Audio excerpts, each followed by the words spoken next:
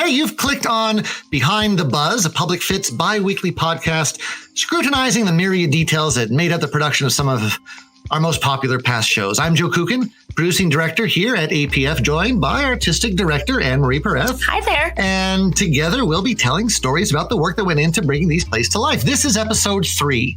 And today we're continuing the conversation about Margaret Edson's Wit, the opening show of our 2017-2018 season. And today is all about design.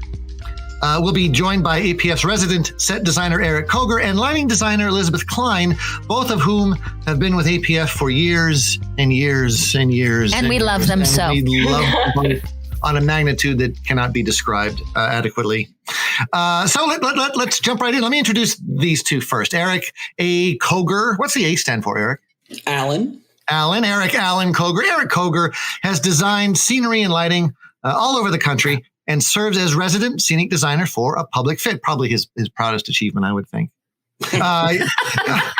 He's designed almost every APF set since A Summons from the Tinker back in 2015. The list includes August Osage County, The Elephant Man, Small Mouse Sounds, Other Desert. Remember that giant set for Other Desert Cities? Yes, Mammoth. The Glass. Too.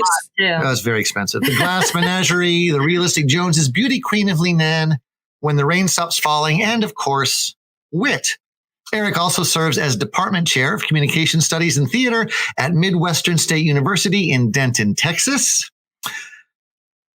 And he flies out to paint our sets and to work with us every time. And we're so grateful. He just comes out to have lunch with me. Elizabeth Kline is a Las Vegas-based lighting designer originally from the D.C. metropolitan area. She received her BFA in Theater Design and Technology from the Pennsylvania State University and her MFA in Theater Design from right here at UNLV. She landed in the Valley in 2012 and has been designing shows here in Vegas ever since. You've seen her work on APF's stage in our productions of Beauty Queen of Leenane, Elephant Man, A Steady Rain, and of course, Wit. Now, you guys, I don't want this to turn into really a seminar on design, but I think we should talk a little bit about just the beginning processes of design. So, Eric, what's the first thing you look at when you've been assigned a script to design and you read that script for the very first time? What's the sort of first thing you do? I always start with visual imagery and try to figure out what it is that I'm actually seeing. Something that's startling and different than what everyone else does. I definitely don't want anything boring. So once I get that figured out, then that's when I actually go to the director and just spitball it. Here's some ideas. What do you think? Is it fair to say, and Liz, you can chime in on this too as a line designer, is it fair to say that the sort of the design process revolves around the set initially? We have to sort of figure out what the set is before we can bring all the elements together. And I'm including costumes and sound and other design elements as well. Is that fair? I think once you're ready to ground your show in the reality of whatever you're doing, that's true. But I don't necessarily, as a lighting designer, need to wait for a set before I can start conceptualizing, because I also start with visuals like Eric does. Yeah, so that's the first thing you do when you start reading a script that you're meant to design. And if I can say, I think before even the designers, I think the designers read the text, but it's up to the directors to also provide either a theme or a visual or a one-word concept or something so that the designers can kind of hang their hat on. And then from there, we all find visuals, and then we all come together and kind of share those so that we can come up with a universal world in order to create a really exciting, unique production that's not derivative of other productions. Well, and I should say that at APF, this process actually starts 8 to 10 weeks before the very first rehearsal. We spend a lot of time talking in meetings and discussing those images and concepts, and before we even begin to make it manifest. Is that fair?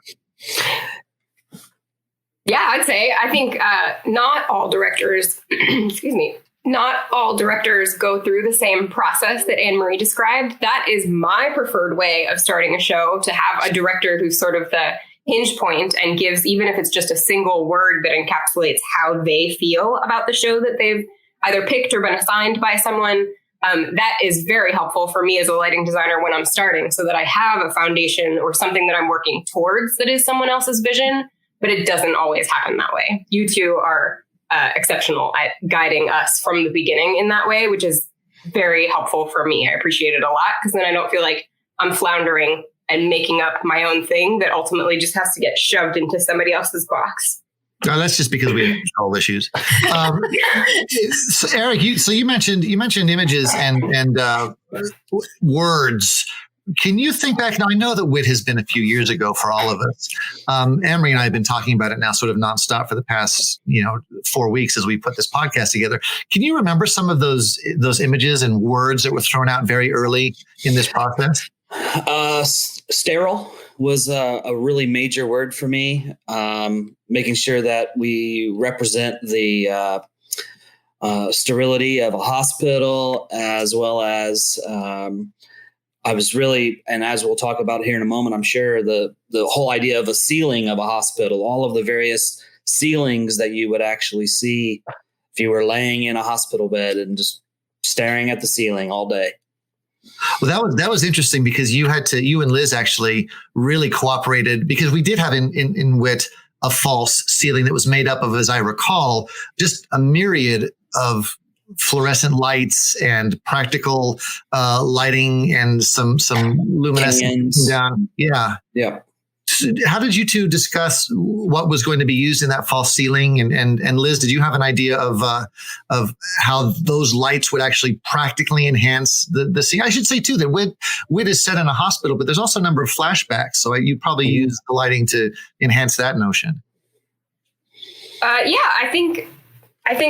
imagine, Eric, correct me if I'm wrong, but I imagine that Eric's notion of the different sort of fragmented ceiling elements came first. And I know that I am always interested in the idea of using color temperature as opposed to hue and saturation in my shows whenever I have an opportunity to play with white light and the differences of what? Dumb guy alert. Can you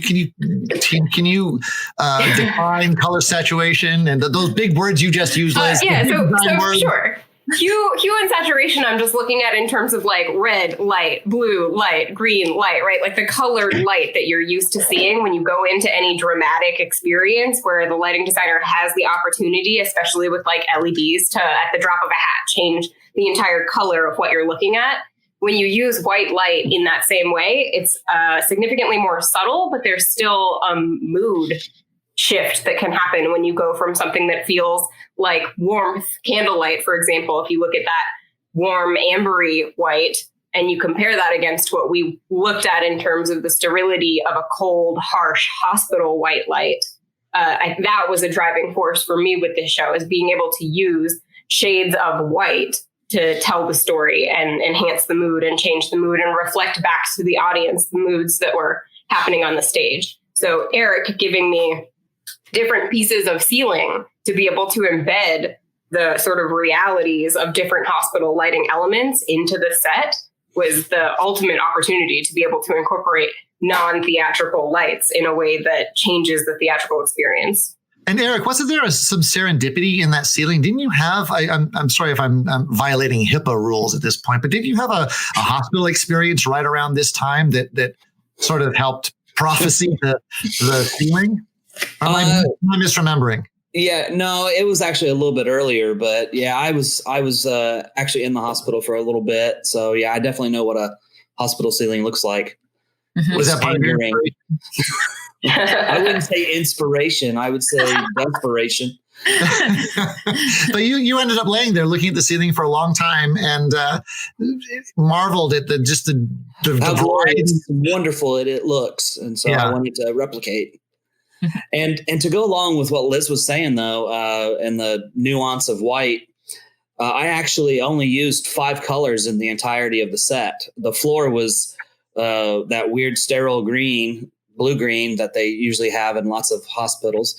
And then I had 4 shades of white, and that was it.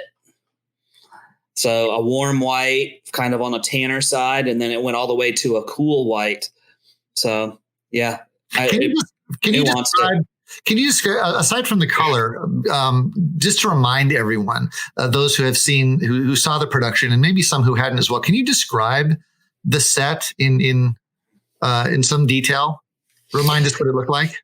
Yeah, it was it was sort of a thrust set because we had audience on two sides, and it was looking at a square essentially. And there were columns at each of the corners of the square, and there were two walls that kind of flanked the upstage areas of the space. And then as the show progressed, we started seeing opportunity for those walls to shift, which was kind of way outside of the realm of what this type of show would normally feel. And I thought that was kind of progressive of us to make a move like that. What I really liked about actually the moving walls is that when you came into the house as an audience member, it looked like a very, very simple set with two walls, flanked together in an L shape. But as the story progressed, right, there was this surprise feeling of those walls moving in and out, depending on basically Vivian Baring's emotional state. If she felt expansive and she felt like she was in a teaching situation where she felt very comfortable, those walls would move out. But if she felt very claustrophobic, those walls would move in as she progressed into her illness. And Joe and I had great fun finding out when those moments happen, because at the beginning of the rehearsal process, you don't really quite know how you're going to use all of these set pieces. You have to really experiment with that during the rehearsal process. But that was one of three elements that I enjoyed most of your design. Well, there was another surprise in that too. And Eric, you can talk about this a little bit. There's another surprise. When those walls moved, they revealed something on the floor, as I remember. Yes. And that was a found thing that we did that was one of the last elements that we came up with. And when the walls moved back, what was left? And we determined that maybe it was, a defined space, the floor of the hospital space. But then beyond that, what do we have? Do we fade out? Do we grade to black? Do we just chop off to black? Well, we determined that we would leave it very, very defined, an absolute square. And then outside of that would be black. But then once the walls moved, then you would see script that was written in the hand of Dunn, right? So it was actually poetry.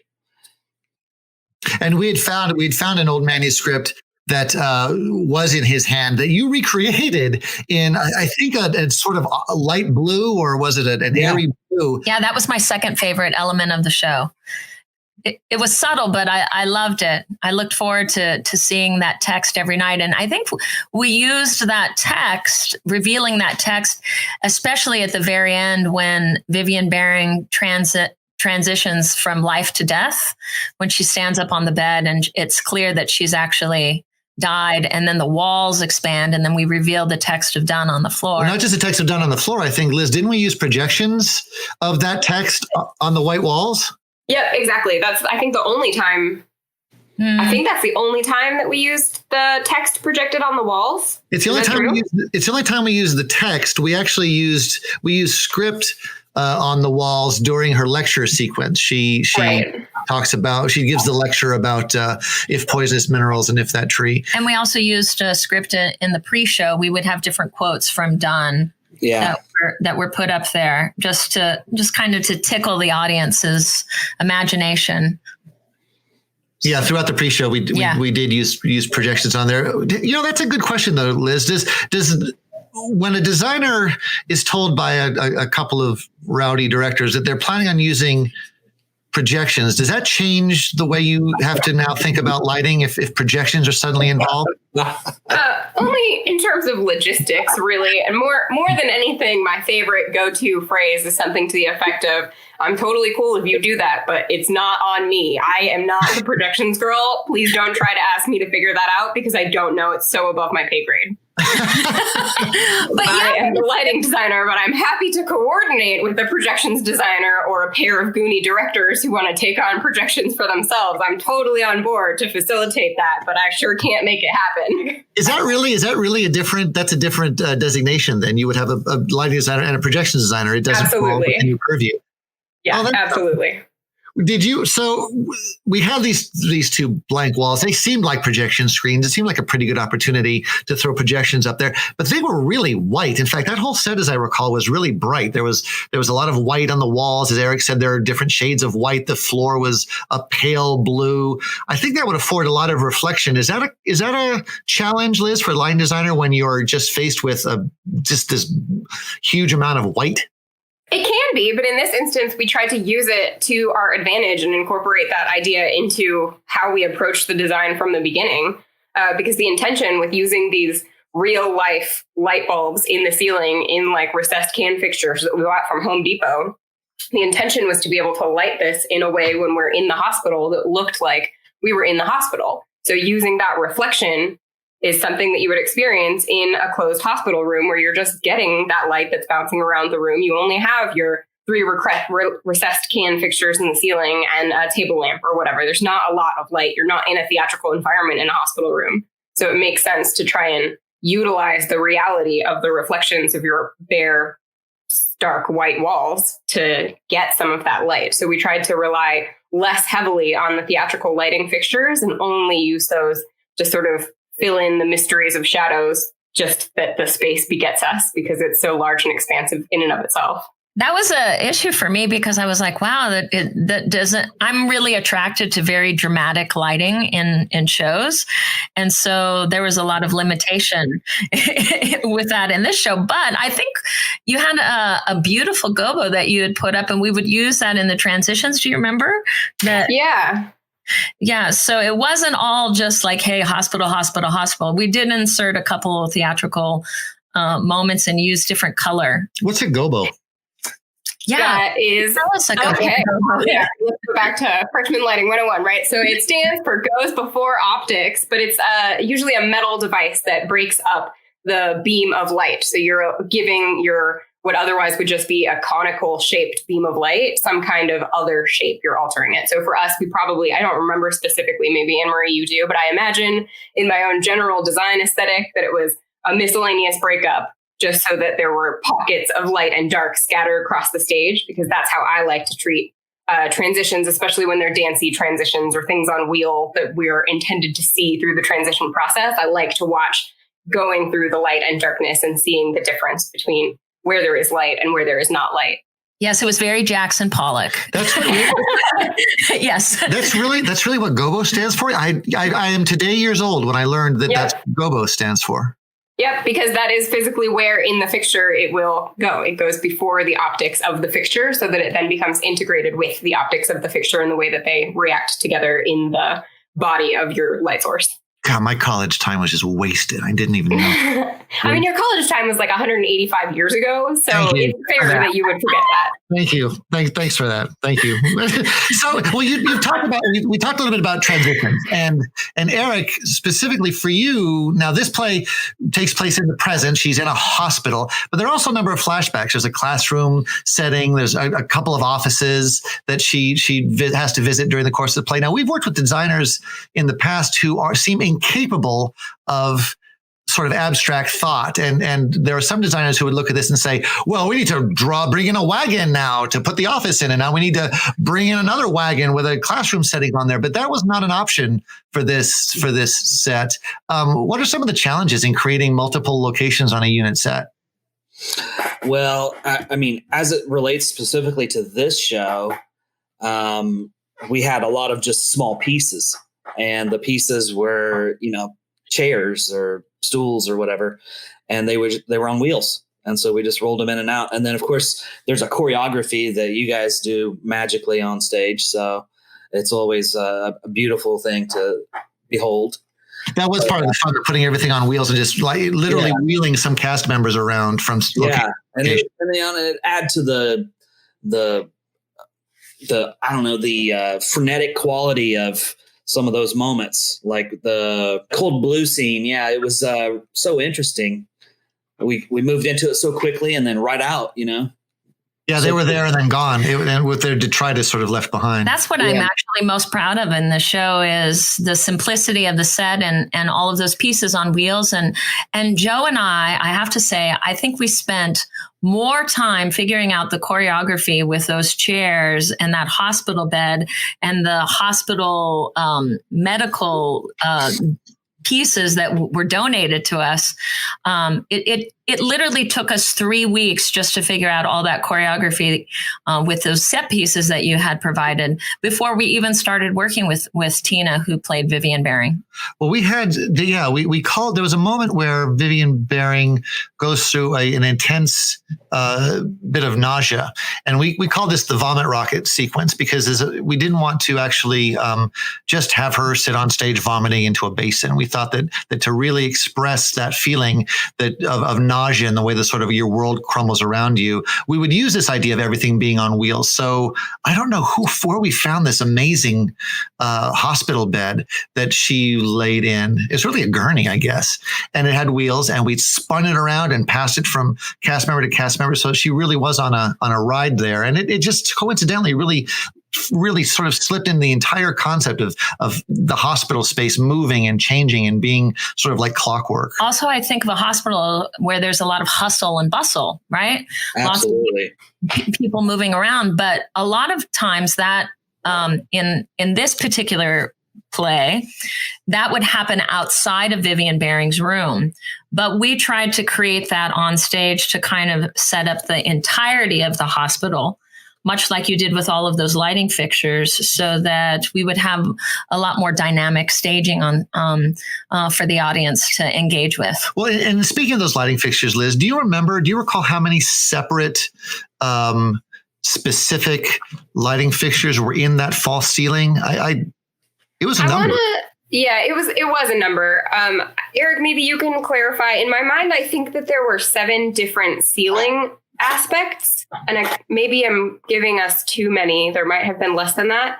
But I remember, I think there were 6. Yeah. Okay. Right around. I remember having like an L-shaped corner that we utilized as sort of a hallway, and so within that corner area, there were probably 8 lighting fixtures that were all the same sort of recessed can lights going down the hallway. Then we had an area that was sort of fluorescent paneling, and we cheated our way into fluorescence with LED tape. So we used lines of LED tape in those fake fluorescent covers. We bought the real covers and just put LED tape underneath them to look like it was 2 tubes of fluorescence. We had several of those. Why didn't you just use fluorescence?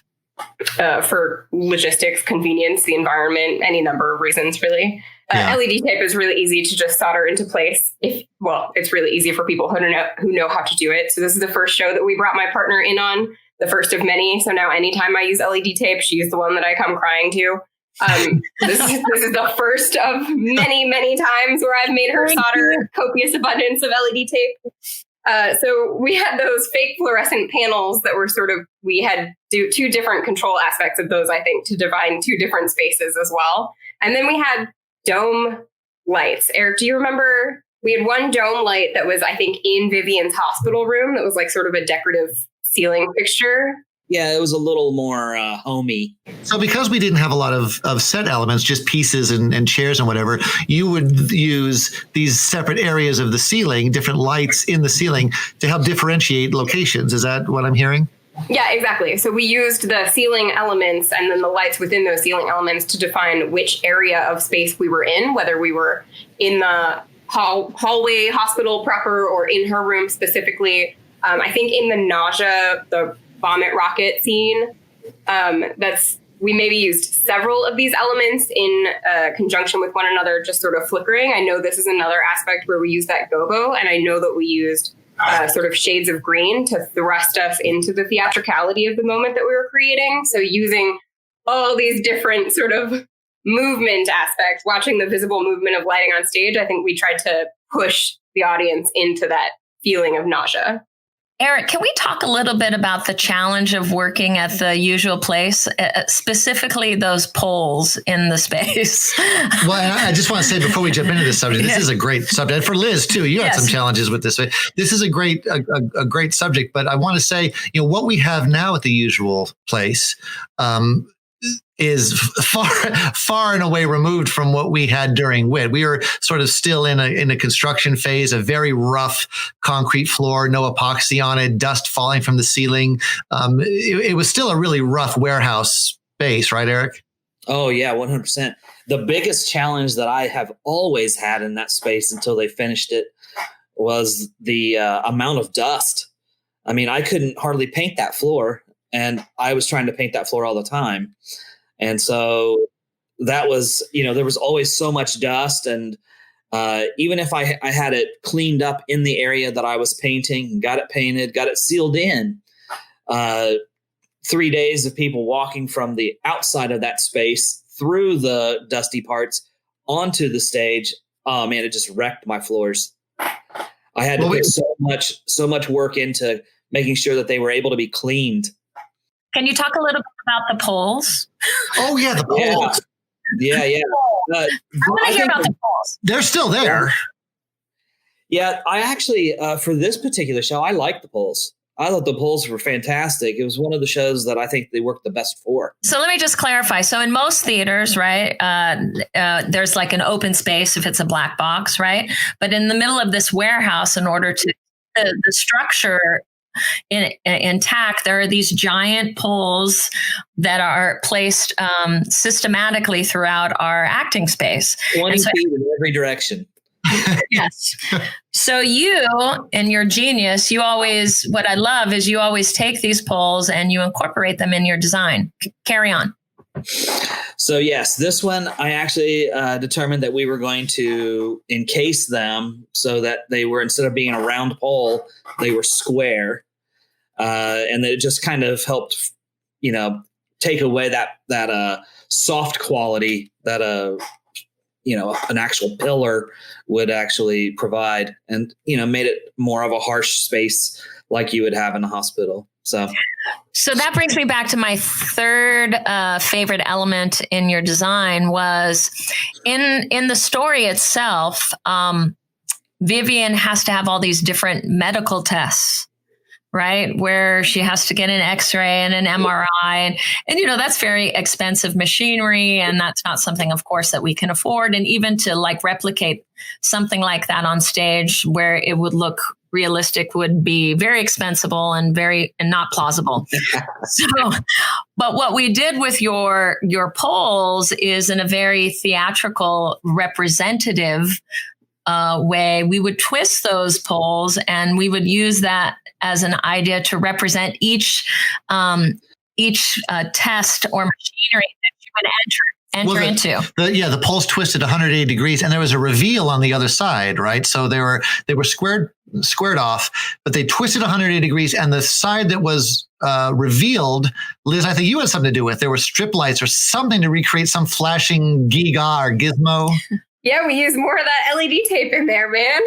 So that is one of the weird places that we put LED tape in the show. And then it was programmed just to have some color and flicker effects as the buttons were being pushed and we're sort of doing the beep boop, beep boop button pushing sounds. There were reactive lights in the pole. That was fun.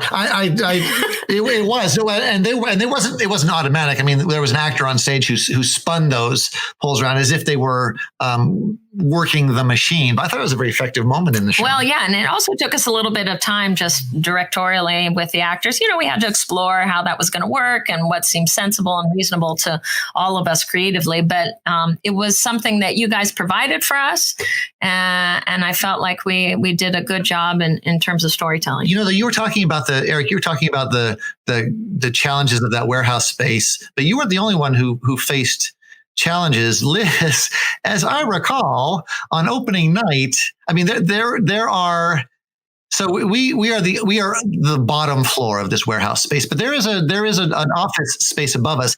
But at that time during WIT, it wasn't office space; it was a more empty warehouse, and there were a number of holes in the floor. There were just circular literal holes where you could stand up above and look through and see the stage beyond. And if I recall, opening night, one of those holes caused us some trouble. Do you remember that, Liz? Yeah. Of all the shows, the one where we put all these practical lighting fixtures in the ceiling is the one that has buckets of water pouring down from above on opening night before the house opens. And I am across the country at a wedding for one of my best friends. So yes, that was probably one of the most stressful opening night experiences that I didn't even get to be a part of. I think Brandy, our stage manager, called me to say, I know you're not really in a place to be able to help us, but what do we do about this? And so I had to hook her up with my assistant for the show, Eric Hoffschild, who was in town, thankfully, and had to scurry his little butt over to the space to work diligently with Brandy and probably whomever else was in the space. I'm sure the two of you were there. We were there. Park things out. I think that show, the opening night show, opened at a less than ideal capacity for lighting because we had to turn off all of these really important integral ceiling fixtures so that we didn't cause sparks and set the building on fire or blow out our entire electrical capacity in that building. How did that water get there, Anne-Marie? Do you remember? Oh, yes. Okay. So Dave Sharon, our lovely benefactor and owner of the building, he decided that he was like, oh, well, we need more bathrooms. And the bathrooms are not quite clean enough. So he was going to clean the bathrooms upstairs for the patrons. So he grabbed this big bucket of water and he was mopping. And then the bucket of water spilled and it went through the mouse hole. Well, he turned the bucket, didn't just spill, it fell over. Yeah, it fell over. And the entire bucket went down this hole. Yes, and spilled into that mouse hole and went right on top of your lighting fixtures and landed on the bed. And so then, Brandy and Joe and I were running back and forth between our house and the theater, drying the sheets.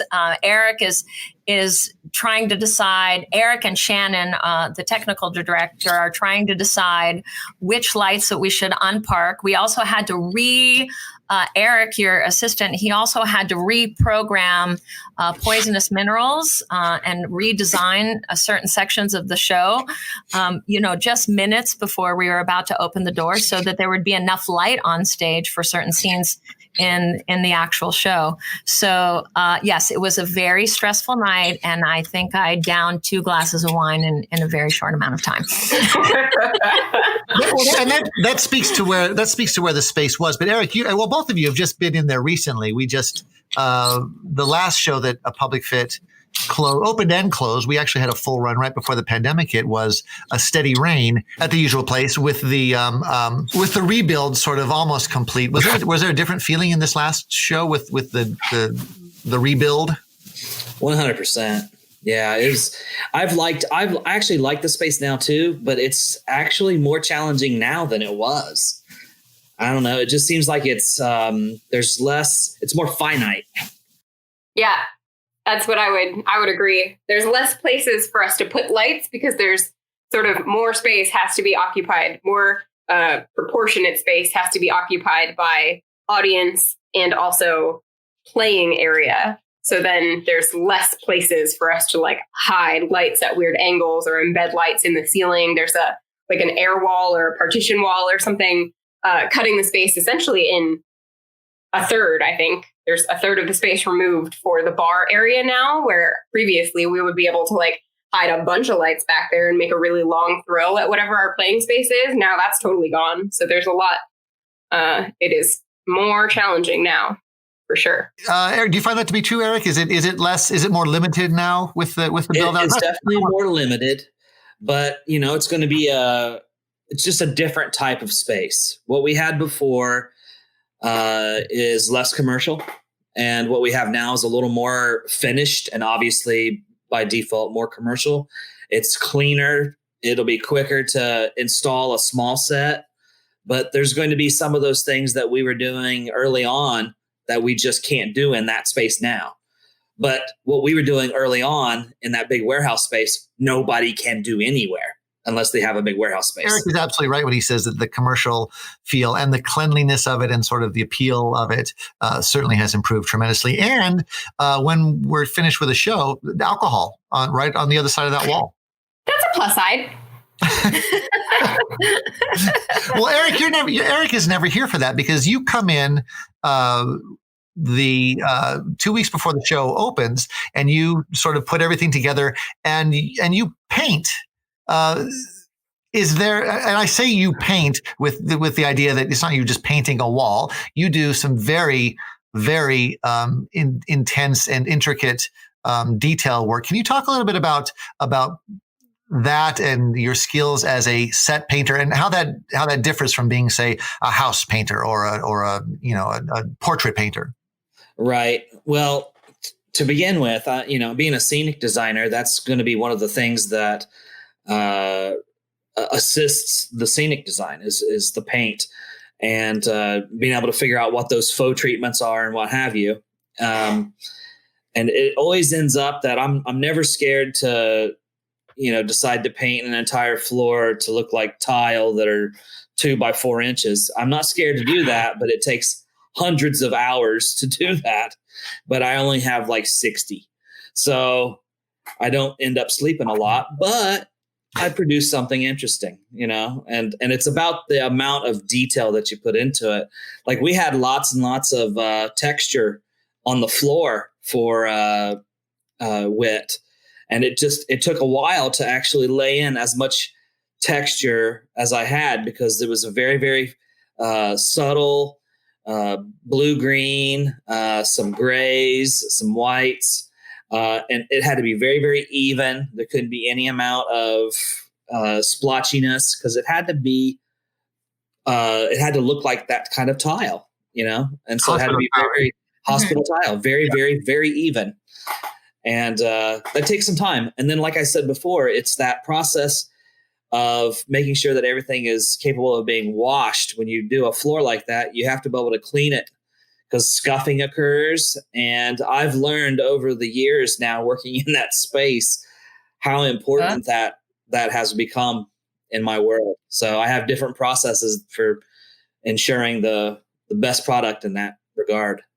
Well, the cleaning is one thing, but it's the look that's always fascinated me because I think there's a real challenge. I mean, how do you meet the challenge of knowing that an audience has to come in and immediately look at this floor and say, "Oh, that's a hospital room. That's a hospital floor." I see it immediately when there are myriad hospital rooms around the country, just a huge variety of different types of looks and floors and whatever. What is it what do you draw on to make sure that an audience, their immediate reaction is, "Oh, this is a hospital. I'm in a hospital right now." Right. That's what I was saying about the sterility at the very beginning of the podcast. The sterility of this particular space was definitely coming back to those whites that I referenced before. And then, of course, the floor itself was the main color for the entirety of the environment. And, it's more of a mood than anything else because it was blue-green.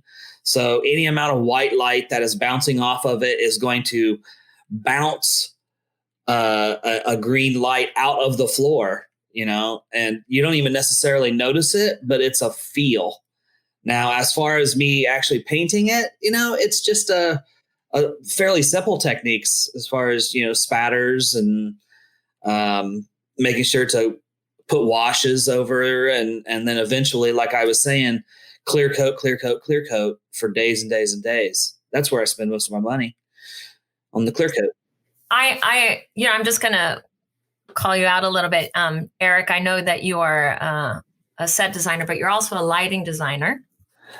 But of all the things that you do for APF, I feel like you take the most care or find the most joy in painting. Am I wrong?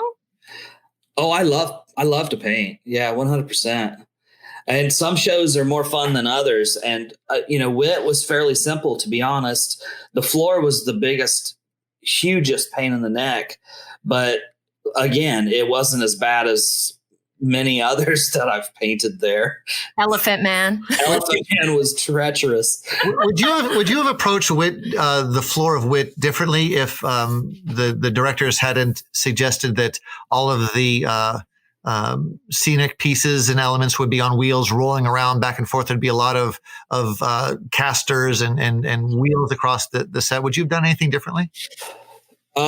For instance, no, I wouldn't. I actually, the only thing that I could have possibly considered doing differently was putting a different color tile border. That would be the only thing that would be different. But I think that the cleanliness of the space was essential. And I liked it just exactly the way it was. We did have a little bit of a border of black around it, but other than that, it was just very, very sterile. And that was exactly what I wanted. Yeah, I don't think I would have changed that. Liz, looking back, I mean, I know this was a number of years ago. Do you feel like there was any elements of your design you would have changed if you finally saw the show come to life? No, I don't think so. No, I just threw that out there. I don't think so either. I mean, I was really impressed with the one of the things we do at APF. We try really hard, and we talk about this all the time. Is that we want to create a complete world, right? We're trying very hard in a cooperative way between all the design teams, the director, the production staff, to create an entire world that feels whole and complete in its detail and design. I think we succeeded on WIT. I was very proud of WIT. I think, I am ultimately proud of the product, I think, but I know I'm proud of the process. APF always gives me, and I'm sure other designers as well, but the opportunity to do things that you don't necessarily have time or space or budget or support to do in other theatrical environments. So we used those Philips Hue light bulbs that you can buy at Home Depot and put in your own home and control with an app on your phone. That's what we put in these practical ceiling fixtures for the WIT ceiling. Those light bulbs are not engineered to be used in a theatrical setting. They're not intended to be able to be controlled through a lighting console. So APF giving me the space to try this thing that is definitely not supposed to happen. It's not engineered to come into life this way.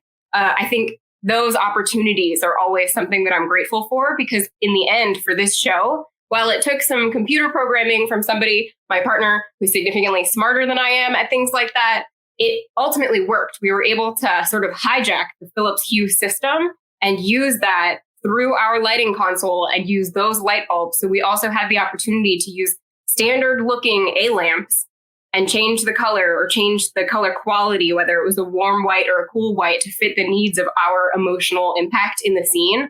I think that was a really awesome thing to be able to do. So that's a part of the process and the experimental thing that we do at APF that I'm always really proud of. And this show sticks out in my memory for that reason, especially. So one of my proudest moments for me as a designer is, or not as a designer, as a director, because I'm not a designer. I need you guys.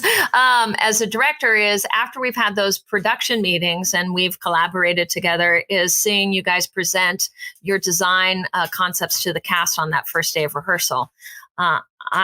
My chest like fills up and I just beam because I'm so proud of everything that we've accomplished together as a team.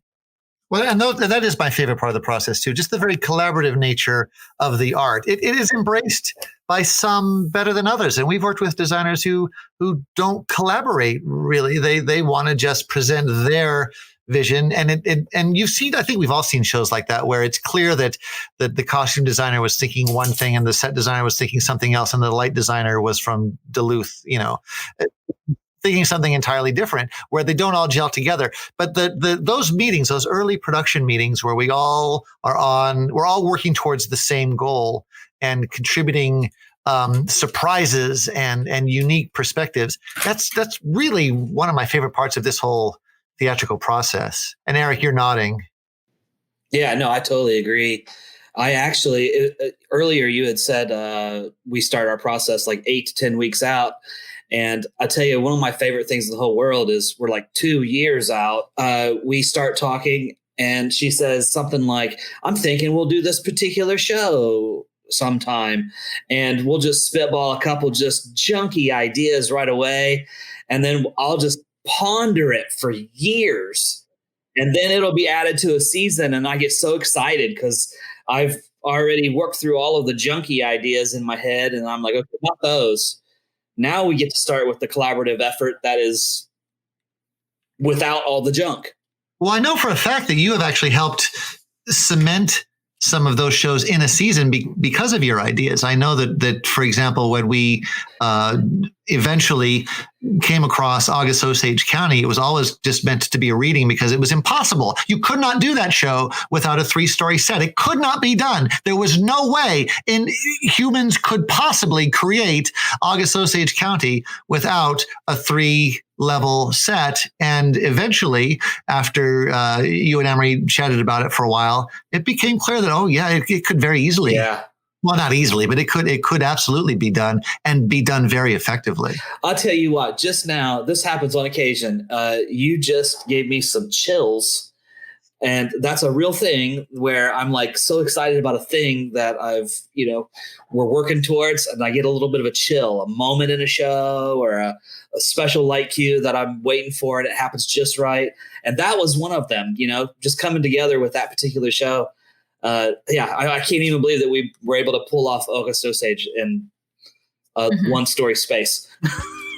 So I'll call you after because I have some other shows in mind.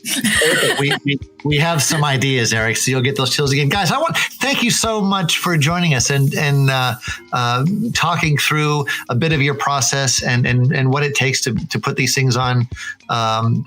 Just the amount of thought that goes into it. It's not clearly not just a matter of turning lights on and off and making sure we can see actors' faces. There's so much more going into it. And thank you guys for joining us and discussing that.